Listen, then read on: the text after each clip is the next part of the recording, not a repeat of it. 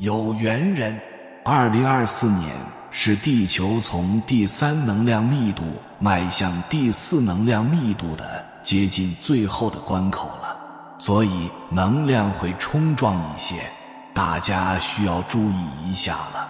一切才刚刚开始，现在是属于交接的最后阶段了。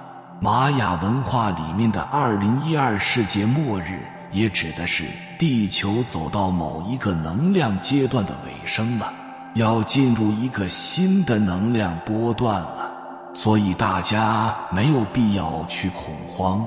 然后交接的几年，其实是前后加起来大概20-30年。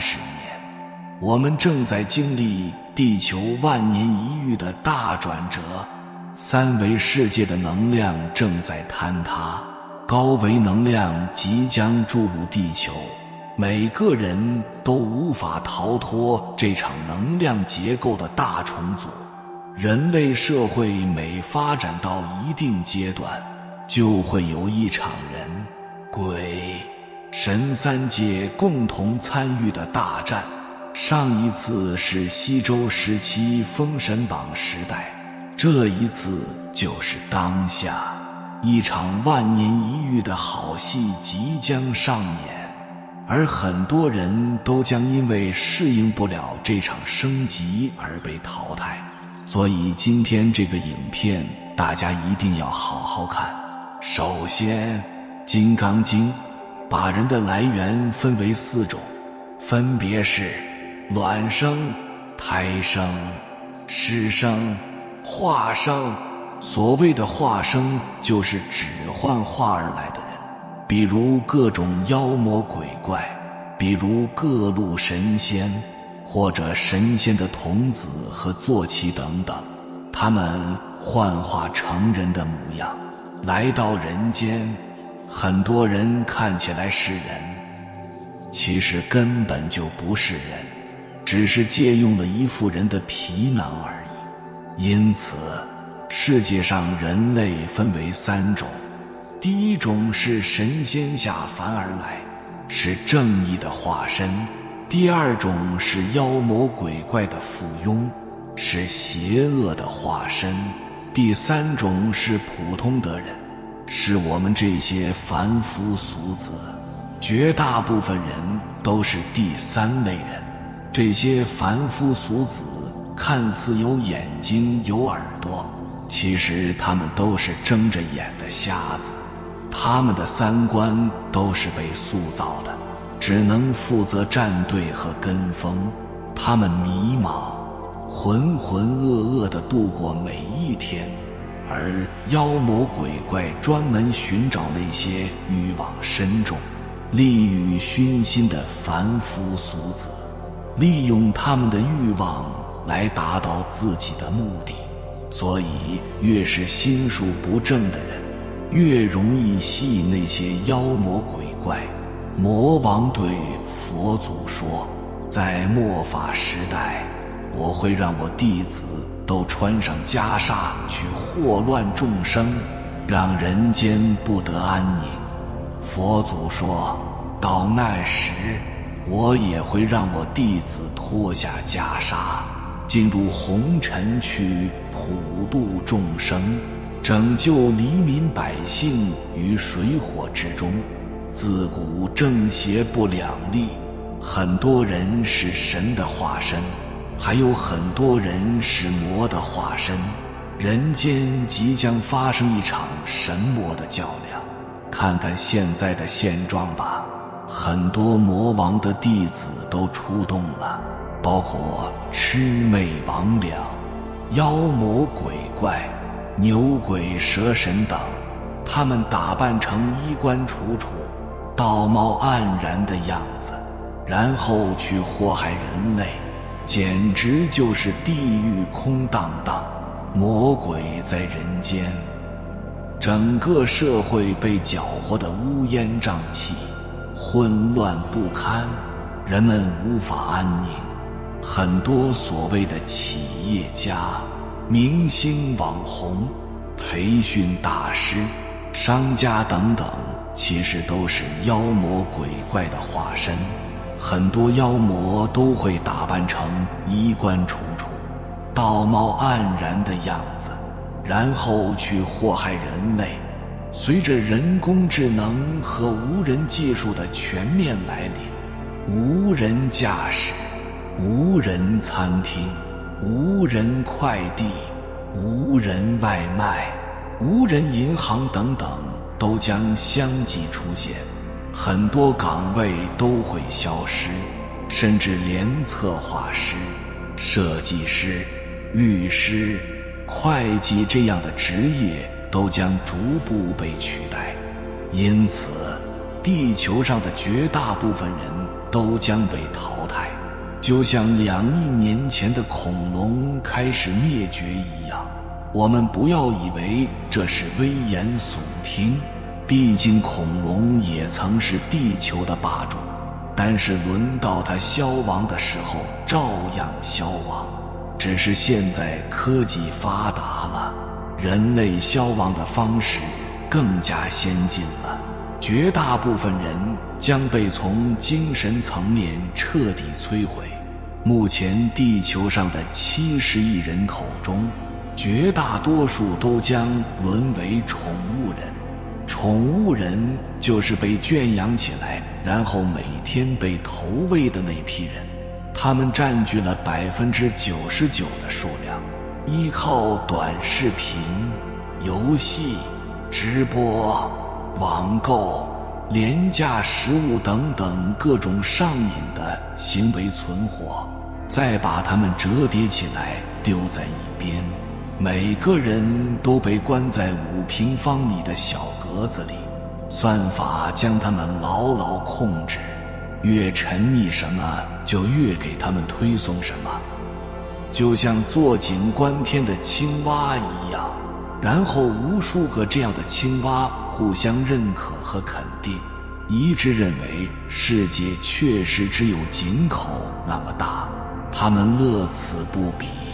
他们做人的基本权利被剥夺，比如思考的权利、辨别的权利，就像人类圈养起来的鸡鸭鹅、牛羊马，有的人变成鸡，负责打鸣；有的人变成牛，负责耕地干活；有的人变成狗，负责看家。个个如同行尸走肉，苟延残喘。当然，未来的世界除了99%的宠物人之外，还有1%的觉醒人。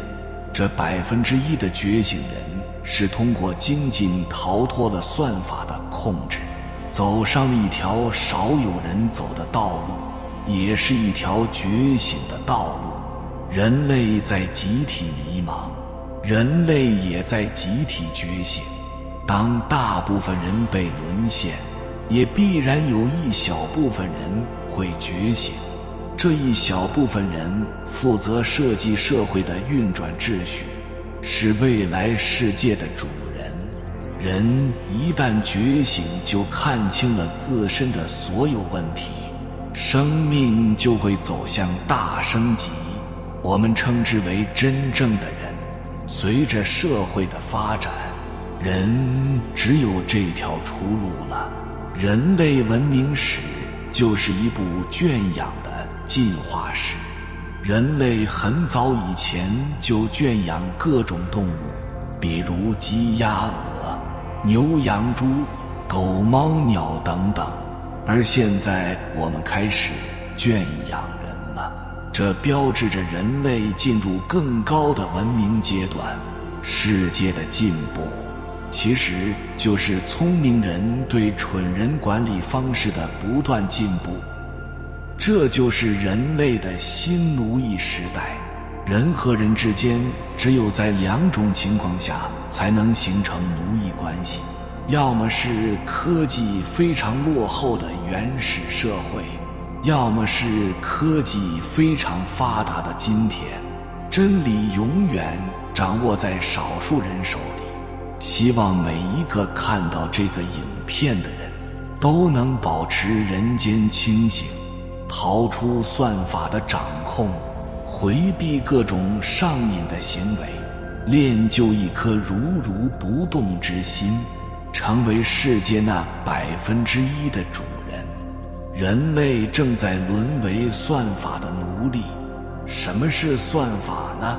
它不停地收集你的数据，站在高维解读你，透视你，审视你，知道你喜欢什么，想要什么，想干什么，然后帮你设定好行为路线，冥冥之中将你彻底掌控。比如当我们打开手机，平台马上就会通过你按手机的动作获取你的身体数据，包括体温、血压和心率变化。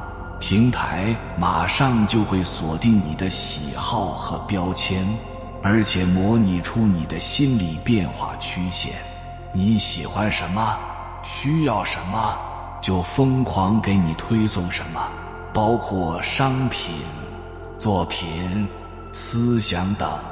这是一套非常高明的推荐机制，它无限附和你内心深处的癖好，让你无限沉溺。再比如，上瘾也是可以被算法设计出来的。人的大脑里有一种叫多巴胺的神经传导物质，当人被外界刺激的愉悦时，多巴胺会大量爆发出来。这种爽的感觉是可以算法设计出来的，算法让我们持续上瘾。现在各种娱乐 App 越来越多，每个 App 背后都有一个强大的运营团队，他们用强大的运算和数据处理能力，通过声、光、交互、反馈等全方位的方式，在各种心理学、消费行为学、神经科学等理论指导下，不断地给你刺激，让你持续的爽，越来越离不开它们。算法和人类的关系分为3个阶段。第一步，算法是我们的工具，我们有什么问题都可以问它，但决策权在我们手里。第二步，算法是我们的指示灯，它会告诉我们大方向和原则，然后我们去执行。第三步，算法成了我们的上帝，我们索性放弃思考，享受岁月静好，什么都听它的。随着算法的强大，人会变得慢慢放弃思考，从而也间接地放弃了对世界的决策权。未来的人只分成2种，第一种人是99%的人，他们就是芸芸众生，属于被算法型的，每天刷刷短视频，看看直播，玩玩游戏，充当社会的吃瓜群众。这种人也只是社会资源的消耗者，属于无用的人群，也是无名的人。他们对社会的唯一的贡献就是顺应了算法机制，成了大数据的一份子，如同一具具行尸走肉，等待被收割。第二种人是1%的人，他们少之又少，算法不能理解他们，推送的东西他们也毫无兴趣。相反，他们却可以控制算法。普通人听算法的，算法听他们的。他们利用算法给世界制定新的游戏规则，同时监督每一个人的行踪，让他们不要互相越位，安分守己。这种人将越来越少，恰恰是这极少数人能成为人类食物链的最顶层，引领和统治一切。当然，由于社会生产力的进步，社会已经有足够的资源养活这99%的无用人群，哪怕他们不能创造任何价值，但是也可以把他们圈养起来，或者说随意折叠起来。因此，人类文明史就是一部圈养的进化史。人类最早的文明是从懂得开始圈养动物为起点的。很早以前，人们就开始圈养各种动物，比如鸡、鸭、鹅、牛、羊、猪、狗、猫、兔等等。而很快，我们将都开始圈养人了，这标志着人类进入更高的文明阶段。未来社会99%的人会被1%的人圈养、饲养。那1%的人是主人，负责分配食物和饲料，制造圈养空间和场景。剩下的99%的人都是宠物，其中有的人变成鸡，负责打鸣；有的人变成牛，负责耕地干活；有的人变成猪，有的人变成狗。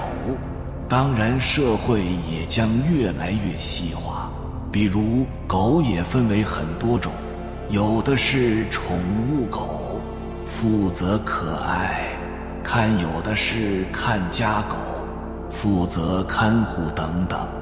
未来的世界将被分割成一个个的小单元格，相同的人被放在同样的单元格。单元格的墙壁十分坚实，每个人都活在自己的信息茧房、认知监狱里。这些人之间互相肯定和认可，拥有共同的一片天，然后利用短视频、直播、游戏、网购等等，让他们玩得不亦乐乎，最后再把他们折叠起来。他们需要的不是成长、被唤醒或者价值，而是情绪安慰，是麻醉和幻想，是短平快的各种刺激。在算法的配合下，未来的内容生产和推送机制将更加高明，可以精准地给每个单元格投放他们最想要的东西。这些人未来都将被是喂养和投递的，世界也将变得错落有致、井井有条，开启智能化管理。而且随着科技的发达，这些人不需要再参加任何劳动，社会也有足够的资源喂养他们。世界的进步其实就是聪明人对愚蠢人管理方式的进步，这就是人类的新奴役时代。人和人之间只有在两种情况下才能形成奴役关系，要么是科技非常落后的原始社会，要么是科技非常发达的今天。我们绕了一圈又绕回来了，这就是物极必反。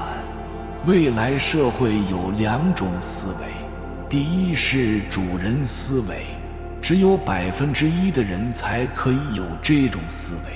他们分配饲料给大家，他们负责设计游戏规则，所谓劳心者治人。他们要小心翼翼地维持着社会的秩序，不能让动物们哄抢食物，不能让大家互相越位，这也是一件蛮操劳的事。第二种就是宠物思维，剩下的99%的人都在使用这种思维。做宠物也是一件蛮幸福的事，他们可以不用思考真相，也不需要有自己的思想，只需要按照主人设定的路径循环，不断循环即可。比如是鸡就只管定时打鸣，是狗见了主人就汪汪2声，是猪吃饱就睡，睡醒就吃即可，傻傻地过好自己一生即可。圈养的本质，主人跟宠物描绘一个希望，讲一个故事，让大家齐心协力地奋斗，规范的生活，各司其职，各就其位，从而使社会的运作效率最大化，大家一起更好的生活。那么到底哪一种人更幸福呢？答曰：各有各的幸福，各有各的痛苦。首先，成为那1%都主人，往往需要极大的代价。这种人的一生，往往是奋斗和操劳都一生，也是孤独和苍凉的一生。他们经历过世界上最好和最坏的一面，也见识过人性最善和最恶的一面，所以才有足够的格局和高度，负责设计和维持社会秩序。然而可悲的是，无论社会生产力多发达，无论人间多么繁荣，他们都不能停下来享受生活，因为他们时刻都在负责看管好这群芸芸众生。看透了真相又如何？这世界唯一的真相，就是它根本就没有真相。其次，成为那99%的宠物，最简单但也最可怜。他们都活在假象、幻想里，沉溺在各种短暂的刺激和快乐里，并且乐此不疲。他们看起来想要的是自由，整天都高喊着追求自由和解放，但是他们的思维注定了他们就是要被统领和圈养，只不过圈养的方式要不断迭代，与时俱进。主人最需要做的一件事，就是要掌控好影响宠物们想象力的艺术，从而才可以更好地统领和引导他们。这就是每一个政治家、企业家、艺术家、创作者必备的本领。可以确定的是，未来一定是按能力排位，按特点定位，各就各位，各司其职，各按其时的价值决定位置。那么你的角色是什么？世界就像一个巨大的监狱，人生就是巨大的枷锁。宠物看主人，觉得他们太辛苦；主人看宠物，觉得他们太可怜。其实大家都不要太自以为是，台上台下扮演好自己的角色就行。最后提醒一下大家，作为一个普通人，要想挣脱被奴役的命运，唯一的出路就是和大数据抗衡，做一个反算法型的人。算法是顺应人性，反算法就是反人性，反人性就是克己。为什么我们要提倡传统文化？因为传统文化就是反算法的。5000年的中国文化，说白了就是这2个字：克己。克己就是控制自己的欲望，不贪图刺激，做长期主义者，延迟满足等等。当然，愿意克己和精进的人的确越来越少，绝大部分人都选择了麻醉和逃避。这是正常的，也是合理的。因为就像我们上面所言，未来 99% 的人都是被算法控制的，只有 1% 的人能控制算法。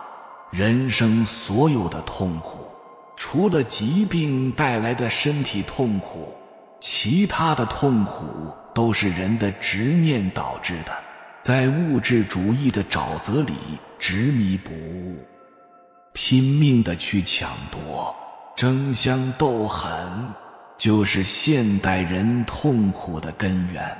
人们从物质中获取幸福的时代彻底结束了，外界一切变化都是为了提醒我们，是时候冲破那把物质的枷锁了，否则人类将陷入集体的内卷，越来越严重。严重到什么程度？未来很多人都会成为空心人，找不到活着的意义，像一座孤岛一样在大海上漂泊。精神疾病会大爆发，大家彼此看不顺眼，会毫无逻辑地互相伤害，到最后就会互相毁灭。那究竟什么叫觉醒呢？首先，人生有3个维度：生存、生活和生命。农业时代解决生存问题，我们要吃饱穿暖；工业生活解决生活问题，我们的物质要足够丰富；而信息时代解决生命问题，我们的灵魂要觉醒，也就是开悟。因此，人类的能力也在升级，最开始是体力，后来是思考力，现在是觉醒力。从现在开始，人类最核心的竞争力是觉醒力。未来的人只有2种：觉醒的人和沉睡的人。什么是觉醒的人？就是带着觉察去生活的人。当你意识到人生就是一场修行的时候，就开始踏上觉醒之路了。我们所经历的每一件事，遇到的每一个人，都是来度我们的，都是帮我们觉察自己的。这样，我们生命的维度就会越来越高级。人一旦觉醒了，就内心圆满了，也会心生慈悲，也拥有爱人的能力了。这样的人心平气和，充满着爱心，也不会追求高人一等。这样的人越来越多，世界才有希望。而沉睡的人就是无知无觉的人，他们一直停留在物质主义阶段，眼里只有豪车豪宅，或者纸醉金迷的生活，这必将会导致各种破坏和杀戮。这不符合人类文明的进程，不符合天道。地球已经疲惫不堪，人间也已经千疮百孔，唯有升级才能重生，人类才能迎来崭新的文明。物极必反，当人类的物质丰富到一定程度，必然朝着精神的方向去升级，而不能完成这一升级的人，就是低级维度的人。地球已经在发出信号了，可惜很多人还在执迷不悟，依然在低级的维度里努力。如果不懂得修心，不去修行，就是低效的挣扎，未来会出现心理和精神问题。这是最好的时代，也是最坏的人时代。人类在集体迷茫，人类也在集体觉醒。觉醒的人可以一飞冲天，执迷不悟的人会被天诛地灭。天道无亲，常与善人。所谓善人，就是善于遵循天道的人，就是觉醒之人。有大破必有大立，当大部分人被淘汰，就必然有一小部分人会觉醒，这样能量才能保持平衡。这也是宇宙的平衡之道。地球正在进入能量大升级时期，三维的物质世界正在坍塌，四维的精神世界即将到来。人类是时候觉醒了，进入更高维的世界。如果你再不升级自己的思维和境界，那么所有的痛苦都会找到你。回顾一下这些年的全球变化，环境恶化，持续升温，口罩病毒，战争威胁，核废水污染，经济衰退，创业维艰，生意难做，超级内卷等等。这就是三维世界的坍塌。这些变化就是为了让人们从物质主义中走出来。如果1年不够，那就用2年；如果2年不够，那就用3年；如果3年还不够，那所有的痛苦和灾难都会来找你。在物质主义的沼泽里执迷不悟，拼命地去抢夺，争相斗狠，就是现代人痛苦的根源。人们从物质中获取幸福的时代彻底结束了，是时候冲破物质的枷锁了，否则人类将陷入超级内卷时代，越来越严重。严重到什么程度？未来很多人都会成为空心人，找不到活着的意义，像一座孤岛一样在大海上漂泊。精神疾病会大爆发，大家彼此看不顺眼，会毫无逻辑的互相伤害，到最后就会互相毁灭。怎么升级到更高维度的世界呢？努力只能横向发展，要想纵向升维，就必须要靠修心。怎么修心？就是带着觉察去生活的人。我们所经历的每一件事，遇到的每一个人，都是帮我们觉察自己的，这样我们生命的维度就会越来越高级。修行不需要藏在深山老林，也不需要躲在寺院庙宇，而是在世俗红尘。修行不是对现实问题的逃避，恰恰相反，每一个现实问题都是你修行的最佳入口，都是你的道场。如果你创业的道路艰难险阻，创业就是你的道场。如果你的爱人之间有隔阂，夫妻关系就是你的道场。如果你的孩子沟通有问题，教育就是你的道场。如果你的身体有了问题，生死存亡就是你的道场。每一件烦恼是道场，每一次情绪是道场，每一次恐惧都是道场。修行到一定程度，你的生命就觉醒了，也就是我们所说的开悟。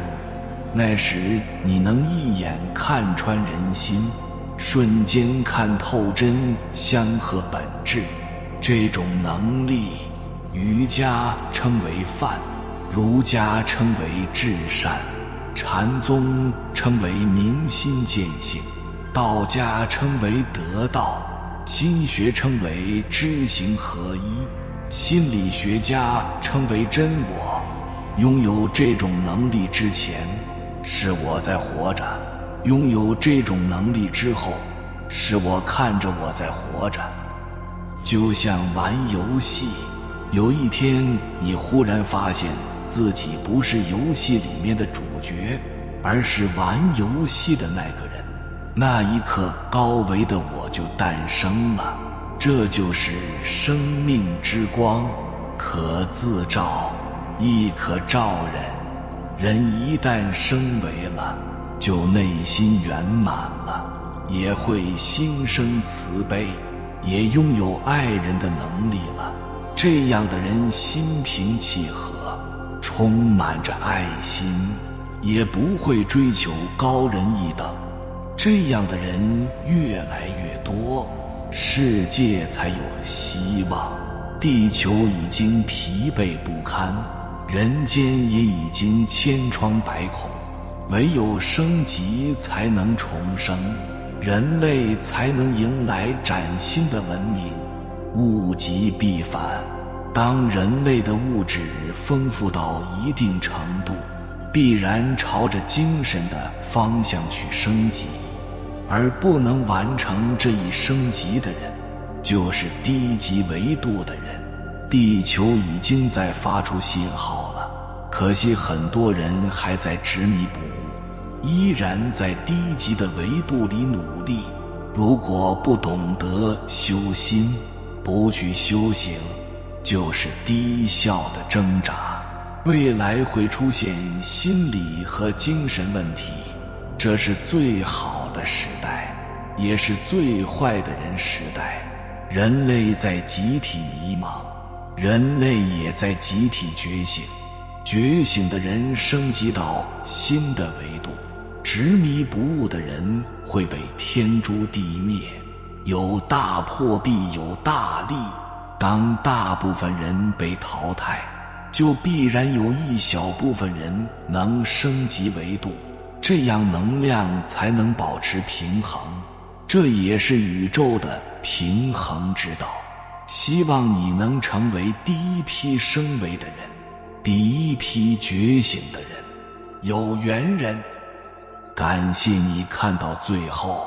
如果今天的影片对你有所帮助，请按个赞给我响应，回复一句觉醒。